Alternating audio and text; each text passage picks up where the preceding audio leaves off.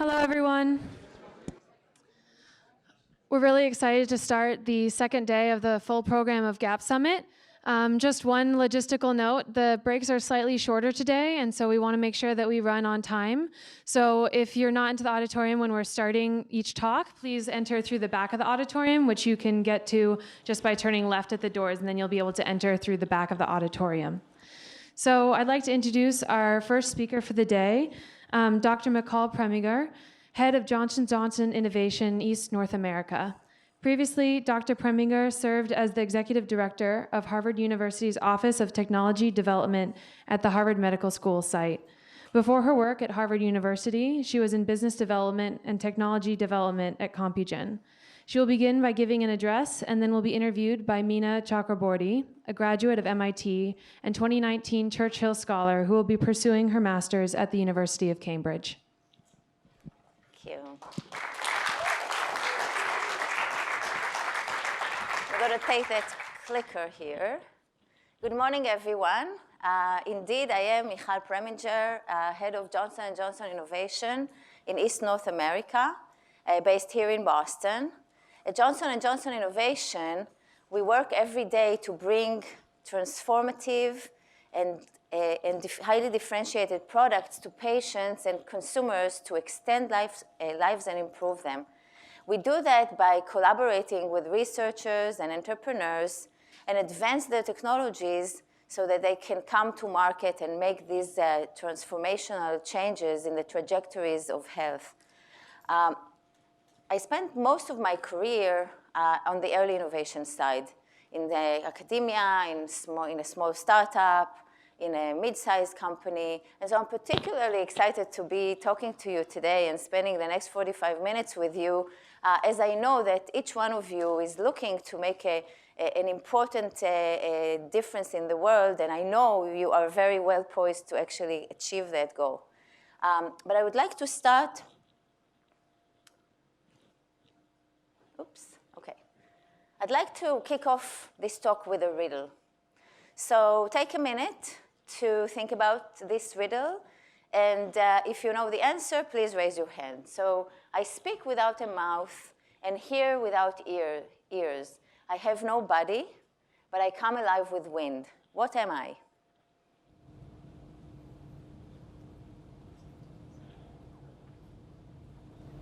Any guess?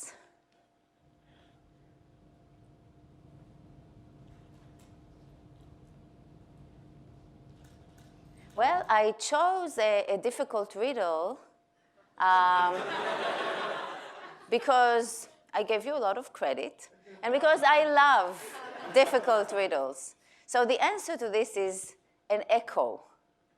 And the reason I started this talk with a puzzle is that solving riddles and puzzles is my biggest love in life. Actually, the other one is swimming in the sea. I grew up in Tel Aviv, right on the beach, and that's my other love. So this is, for me, the definition of paradise.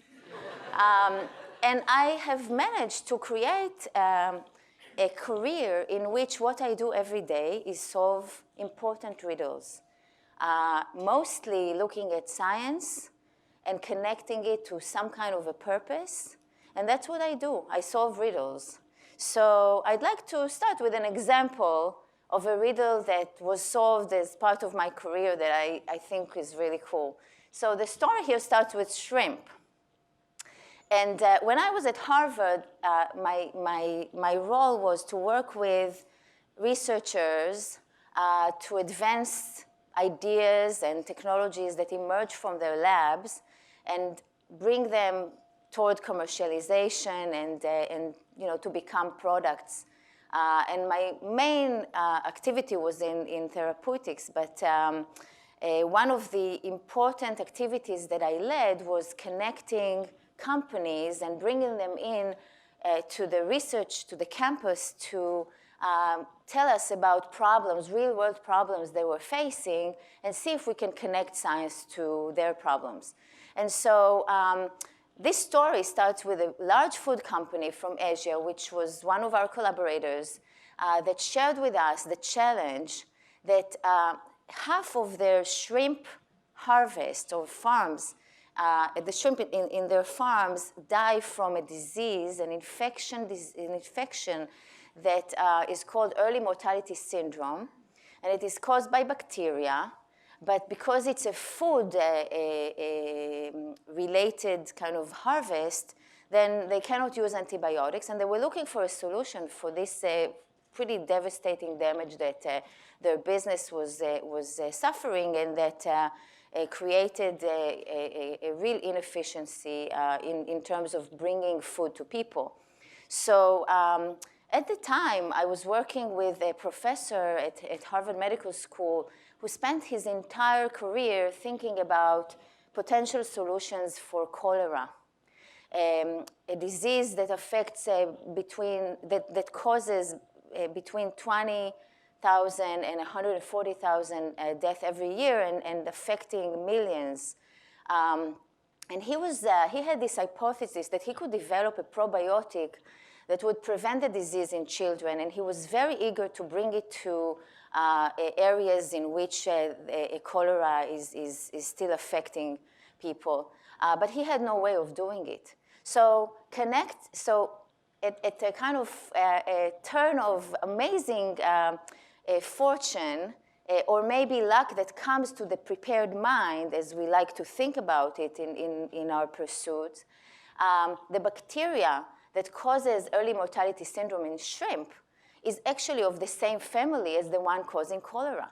And so we made the connection, set up all these shrimp tanks at Harvard Medical School amazingly, and shortly after delivered a probiotic that is being used in the shrimp farms in Asia now, and has the potential to actually save many lives and bring new hope also to people. And so solving this riddle actually had an important impact that may end up saving millions of lives, both shrimp and human. So solving puzzles alone is really great, and I love to do it on vacation and in my free time. But what I really care about is kind of using this interesting methodology to do something important, to make a difference in the world. And I'd like to share with you one of my personal life purposes, and the picture that you see here is actually one of the last pictures of my father. He's holding my daughter, who was then a baby, as you can see. She's now 19, and he passed away from leukemia. And when he was around, my life was really full of love, unconditional love, and a lot of support. I felt very strongly that I had a safety net and I could explore anything and try everything.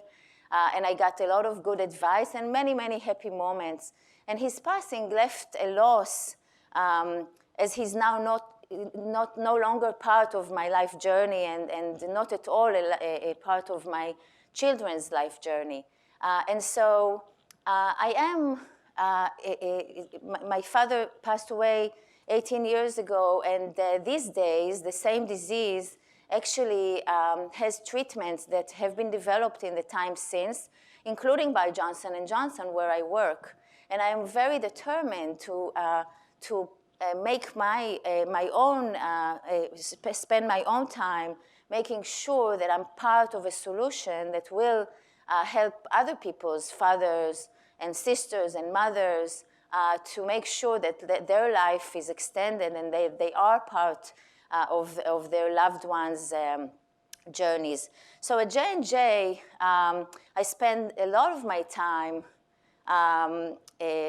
focused on cancer research, and one of the most ambitious and quite amazing projects that we are part of is looking to eradicate one of the more devastating types of cancer, which have no good solutions today, and that is lung cancer. So lung cancer affects 1.6 million lives every year. 70% of the diagnosis is made at a very late stage of the disease, and only less than 1 of 5 people will still be alive after 5 years from the day of diagnosis. And interestingly, while lung cancer is thought of as a as a disease of smokers, more than 15% of people who are affected by disease have never picked up a cigarette in their lives. So it is a very, very strong ambition. And we are determined to take a very unique approach with looking at the complete journey from the origin of the disease through the transformation into cancer and then late stage, and deploy every possible technology and innovation along that path to address the particular needs along that journey, from looking at smoking cessation to early detection, to thinking about the way in which we can intervene in chronic inflammation, which is seems like the perpetrator that is causing the disease early on, and then hopefully contributing to the vision of a world without lung cancer. And this is this reminds me every day of the legacy that I committed to actually work on cancer as one of the areas, and reminds me of my father, and making me feel very proud that I am doing something important for other people. So with all of this, as I described to you, my days are extremely energizing. I get up in the morning, and I love going to work because that's what I do. I solve riddles for a very important purpose. And I wanted to invite you now to think for a moment about your own lives. And maybe think for a second about a time, maybe it's now, in which you felt extremely energized, and like me, felt that you wanted to jump out of bed in the morning rather than maybe take the day off and go do what you love to do. Maybe I'll give you that 30 seconds to think about that.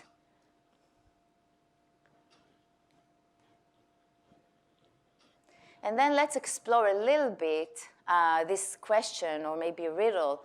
How do you define your life purpose, and how do you design your journey to be fulfilled and to be energized every day?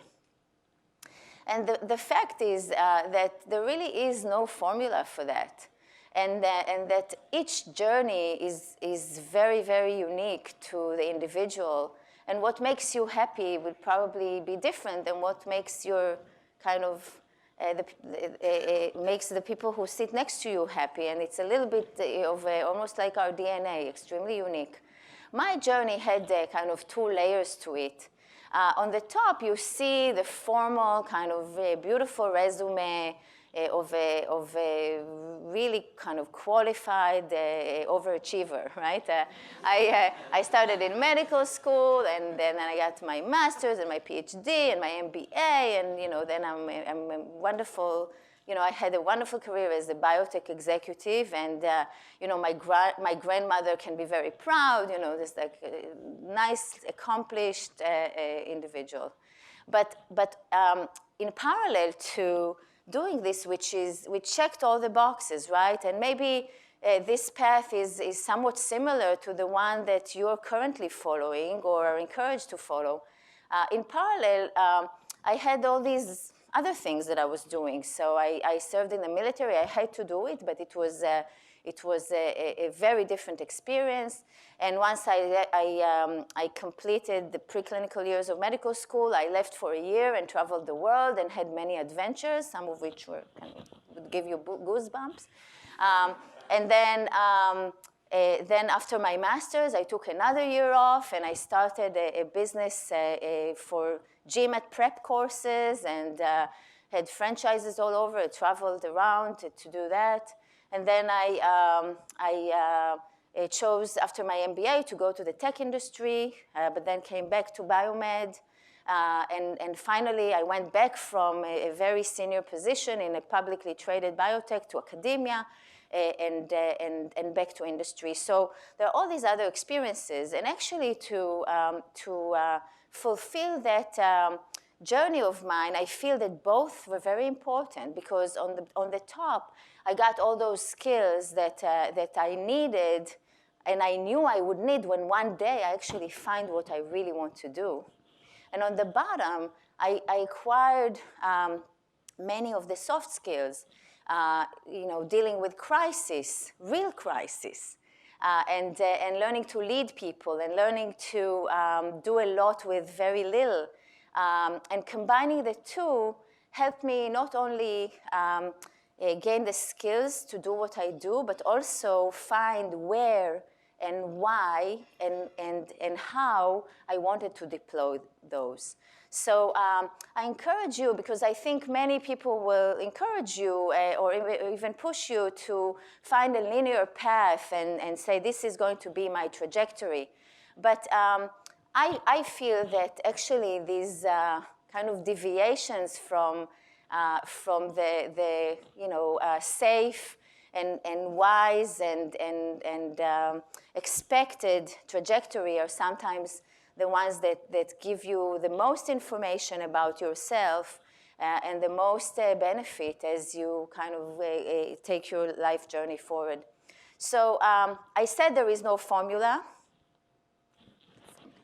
but I thought that it may be helpful for you to look at a formula that I designed kind of in hindsight for myself, and that is true today. I think maybe it was different in the past, and it may be different again in a few years. But right now, I kind of thinking to myself, what actually is the formula for getting up in the morning all energized? And it's a combination of a few things. So in the core, there is this intellectual curiosity that I talked about, and the purpose. And these are catalysts for my energy. But around those, there are many other factors that I find necessary. And as I go through them, think about using a framework like this to devise your own, which will be probably different. I mean, people are driven by different needs. So for me, I talked about the intellectual challenge. It's very important for me to be part of a collaborative culture. I love to have resources, so I tried the startup route, and I found that I love big levers. I love big impact, but I still need to be surrounded by entrepreneurial spirit, and I need to have fun. And very important for me is the sense of belonging, which is key. Feeling at home, feeling that I can identify with the place in which I operate, and I am impressed by inspiration from top leadership. So this is something that I find very strongly at J&J, a very credo-driven and mission-driven company. I love to have the autonomy, and I like to be proud of what I do. So when I think about my father, I think about my grandmother, I say, would they be proud that I'm doing what I'm doing, and kind of check that box. And as I said, the scale of opportunity for impact is very important for me. So this is my formula. Again, it's kind of a dynamic one, but I would like to encourage you to think about your own. What would your journey be? What would be the shape of that journey? How would you manage it? And just remind you, and all of us, that as I have found in my career, many times the process of finding your purpose and defining your journey is as fulfilling as completing this puzzle itself. So with that, I will leave you to reflect a little bit as you go through the program and later. And I would like to invite Mina to join me to continue exploring a little bit some of the questions, and invite you to join with questions as well.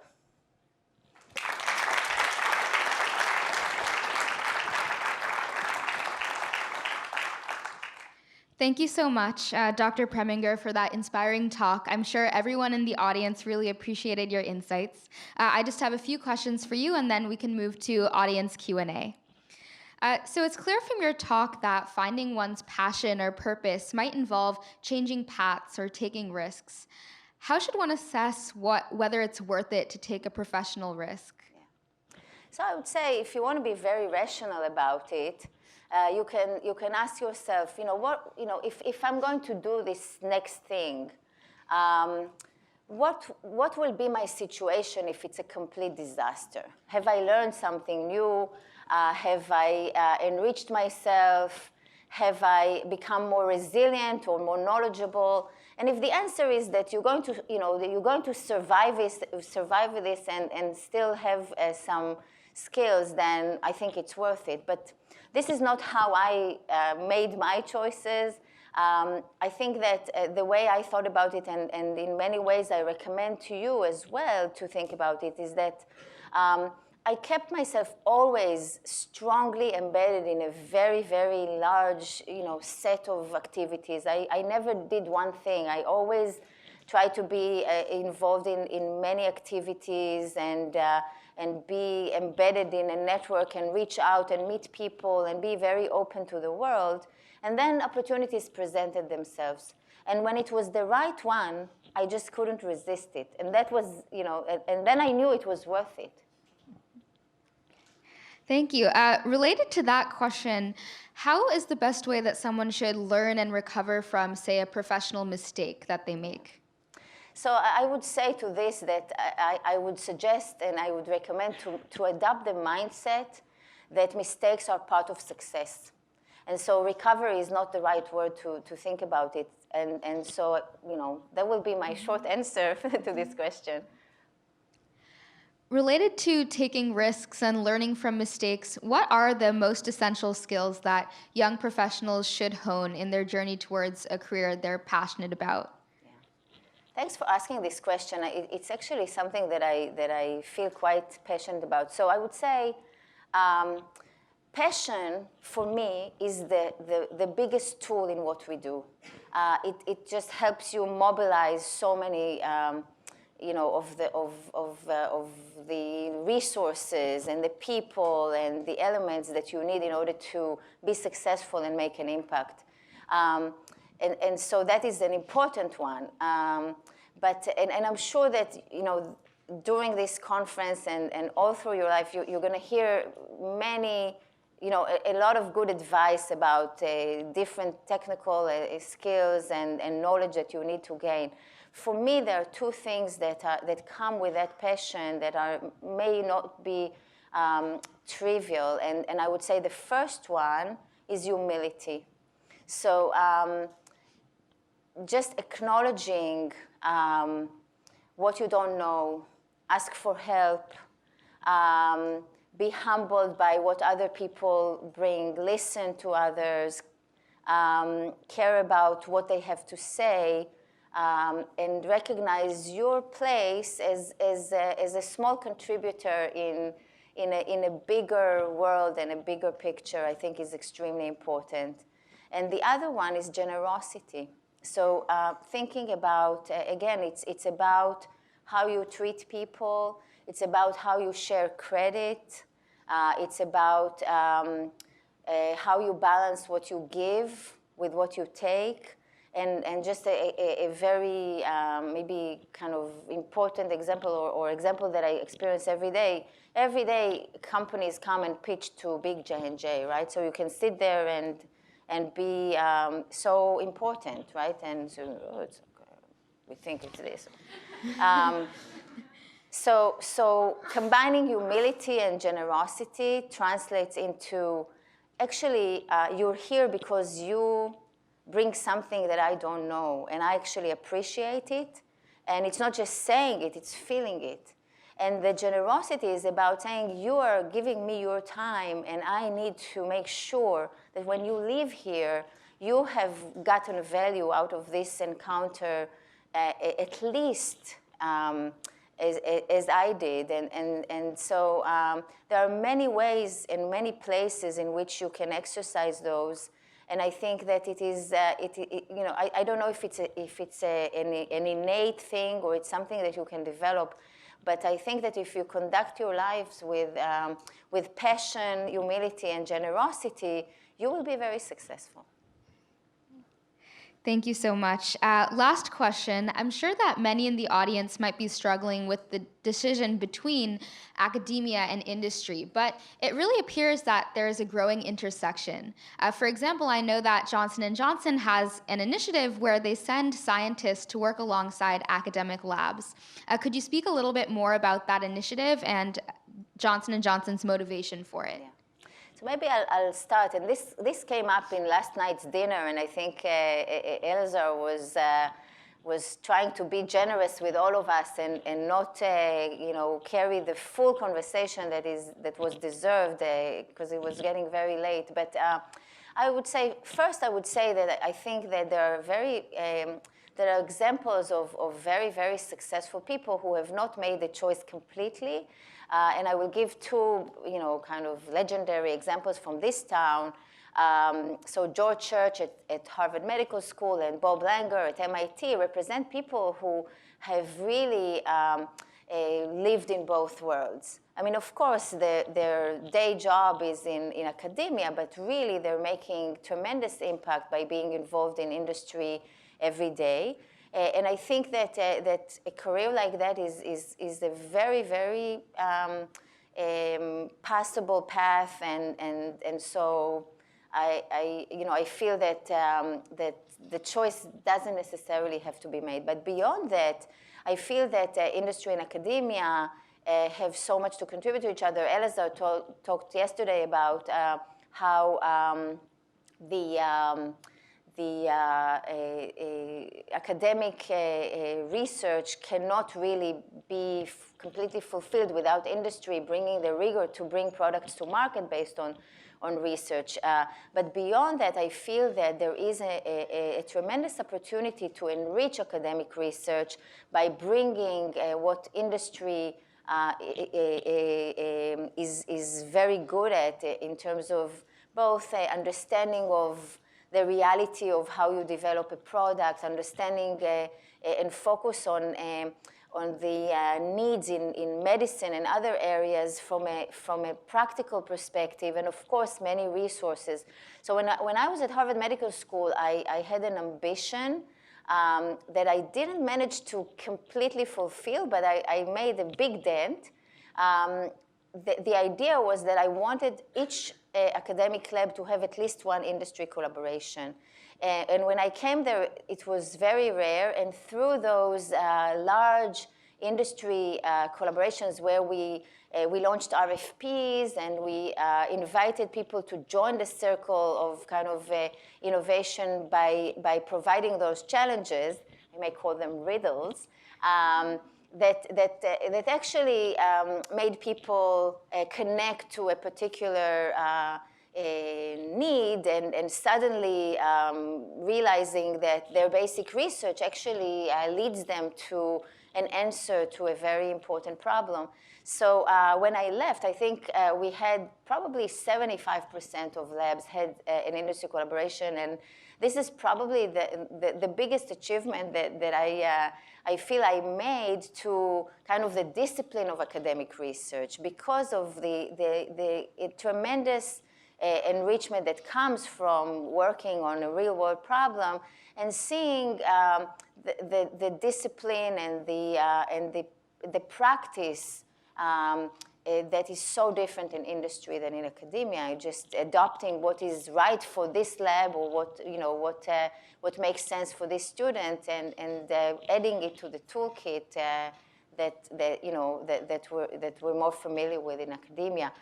So with Johnson & Johnson, definitely to promote innovation, we have made a decision that we don't just access innovation. We don't just wait for innovation to come to us, but we are involved with basic research. We are involved in different collaborations, and some examples of those types of collaborations from this town, for example. We have a major collaboration with the Koch Institute across the street, also with the Broad Institute, I don't want to offend anybody, in which we actually have joint lab space and people can work together on problems.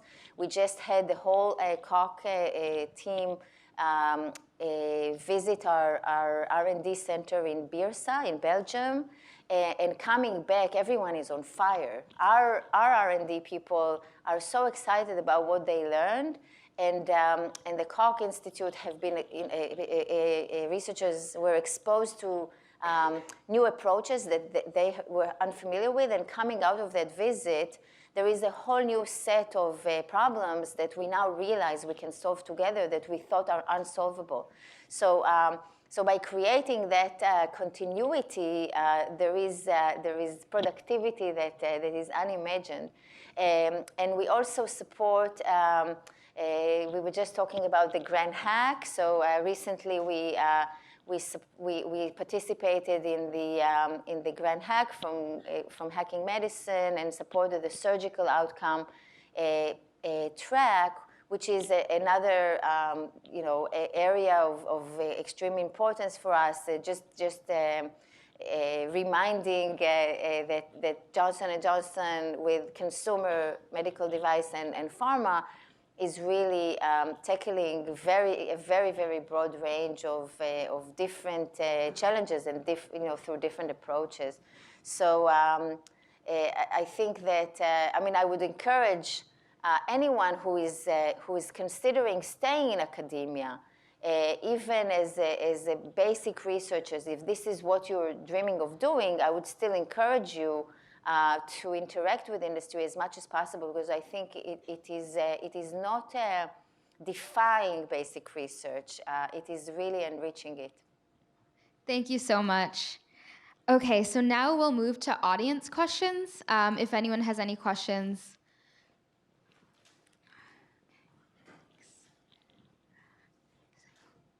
I think they'll be walking around with the mics.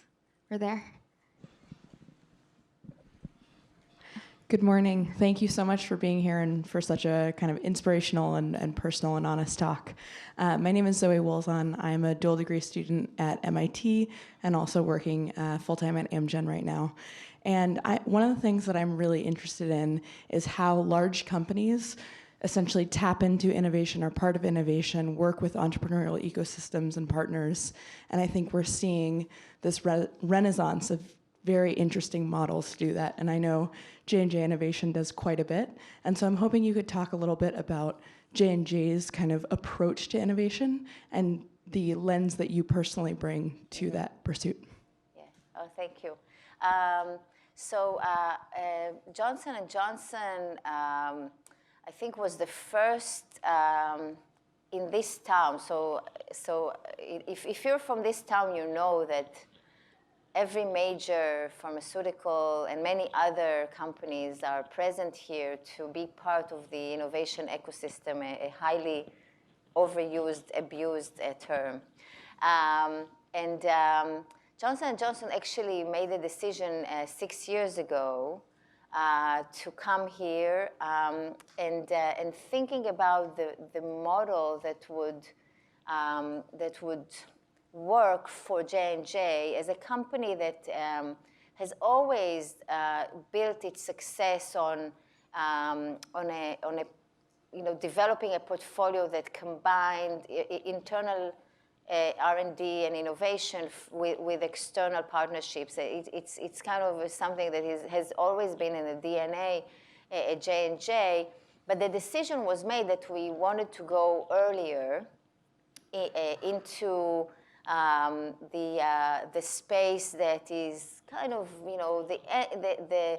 the end of an academic project toward startup formation, and the question was asked, how do you do that? And so the first clue was geography. And so we need to be where there are clusters of innovation and also be present at other regions. And so we created these 4 centers around the world. Now, many companies have 4 centers around the world in the exact same locations.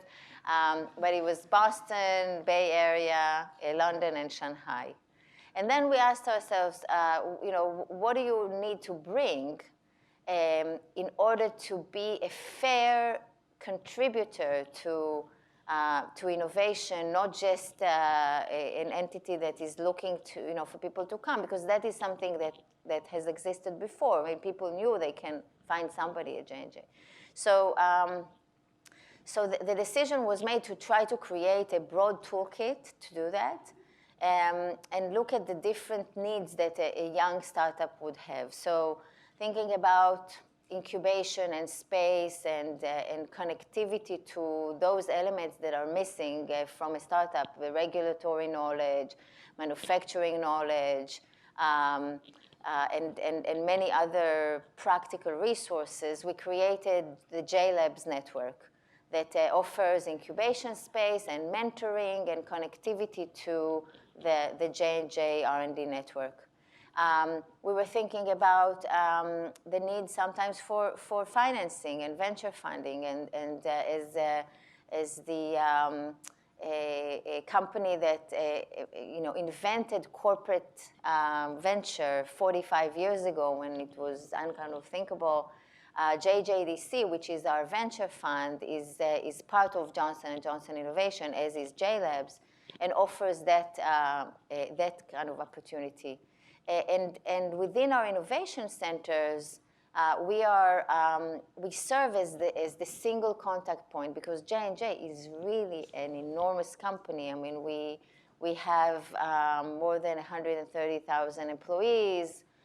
We sell more than $80 billion every year. We are multi-sectorial, and so the idea that somebody can actually navigate that by themselves is daunting. And so we have a team on the ground that actually helps with this navigation and can serve innovators as they are approaching the company and help them.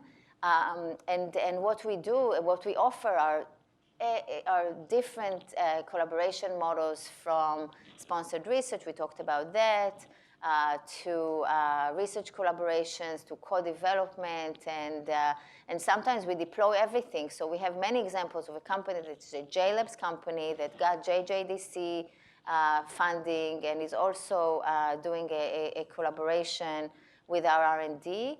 The idea is that we're creating a portfolio of those external collaborations.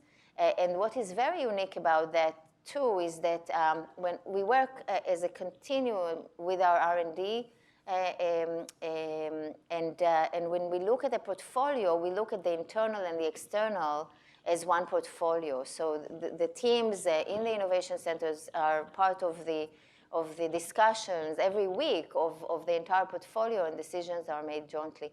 So maybe I'll stop here. There's a lot more to say about this, but.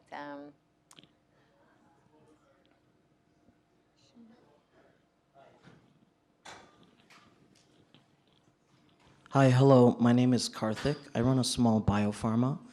So my question's actually sort of adding on to that.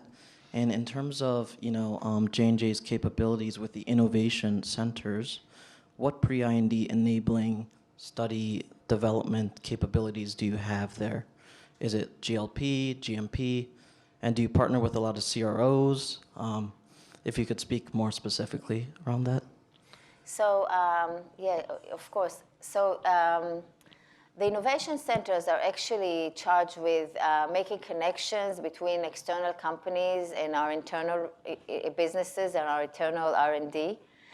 So the capabilities that we have, we don't have a separate capability here in the innovation center to do pre-IND studies. What we are able to do is to create a collaboration with our internal R&D, and if the choice is made that internal R&D would conduct those studies, then it is a possibility.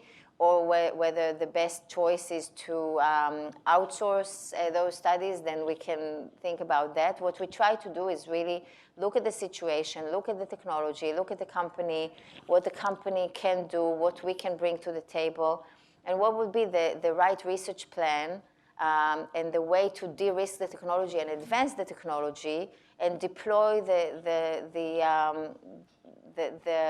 tools and the settings that are best suited for that situation. And we have a lot of flexibility in that.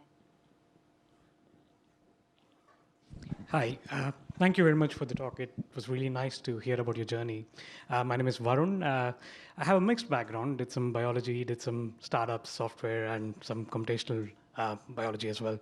But what I wanted to ask you was, do you see the current ecosystem, be it in the industry or in academia, something which is ready or suited to support more of people with an experience like yours, which is diverse and want to explore things, or is it always going to be very few outliers who kind of chart their own path? And I mean, because there's a lot of value that I can see in what you're saying. Yeah. Just want to know your opinion. Yeah. So actually, my outlook about this is very, very optimistic. I think you'll enjoy hearing my answer here. So I think what we see in the world out there, we see several important revolutions happening in parallel.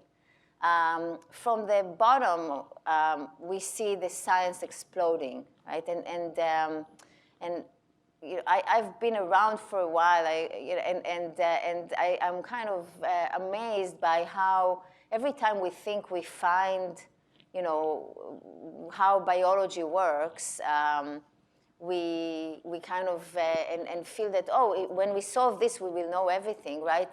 Kind of the tables are turned, and we realize it's like we thought that there's a paradigm, you know, it's DNA, RNA, and protein, and then we find that actually there's so many other processes that contribute, and now we're, you know, moving from, you know, a PhD thesis that was all about cloning one gene. We now, you know, using CRISPR, we do it in like 2.5 hours.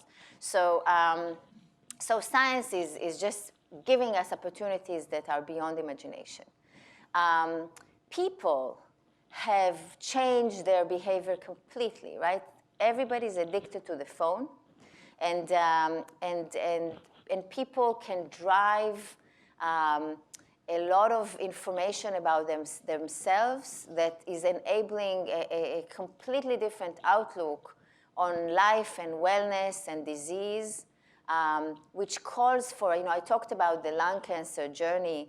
I think this is going to be the outlook for disease going forward, driven by the patient, driven by the person who doesn't want to be a patient anymore, and deploying many, many different disciplines to make that happen.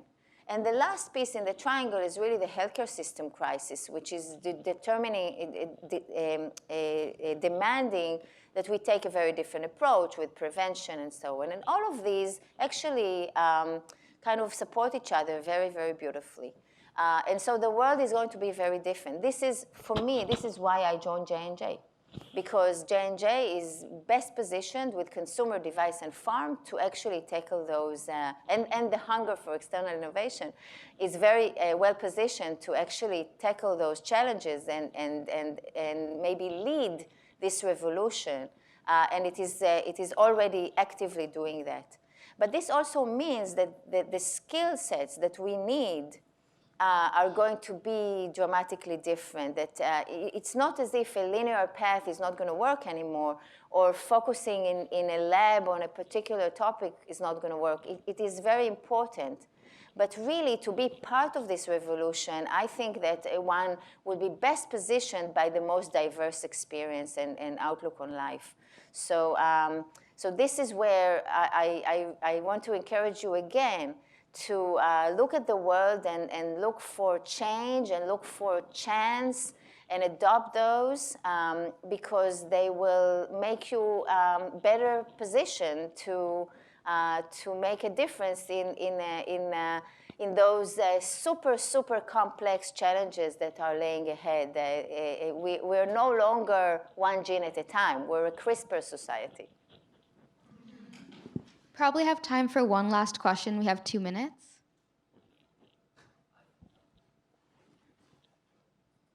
Hi, Giacomo Bastianelli, and I'm a serial entrepreneur in biotech and tech. And I found it fascinating your career path. And in particular, your comment about giving makes me remind me about a research by Adam Grant at Wharton School, where he looked at companies and distinguished between takers, matchers, and givers, and actually show that the most successful business people are givers. And so I was wondering if this is something that in your organization at J&J you're trying to push and changing behavior of people, where people actually give and thrive to create meaningful relationship.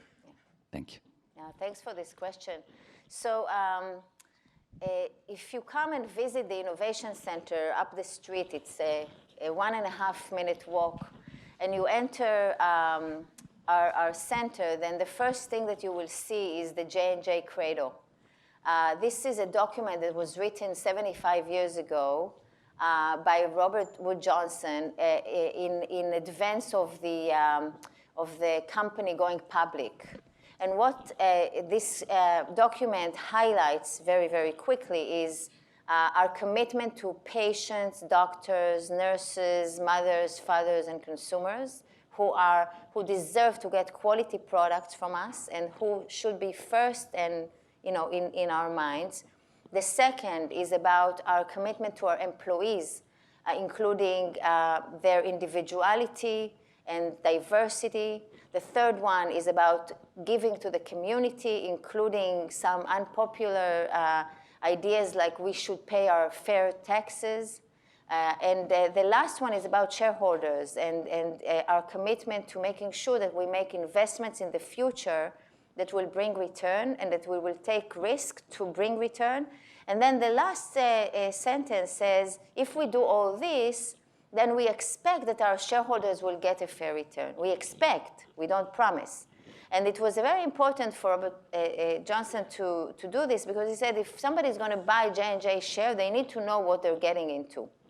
This is a company that is about giving. This is a company that is prioritizing doing good to doing business. And J&J obviously has been an extremely successful company adopting this philosophy. So I have to say that I came to a company that is giving already. We do tremendous work all over the world in bringing medicine, bringing modern surgery, and developing drugs for TB. I mean, the amount of contribution to public health causes and to diversity is just tremendous.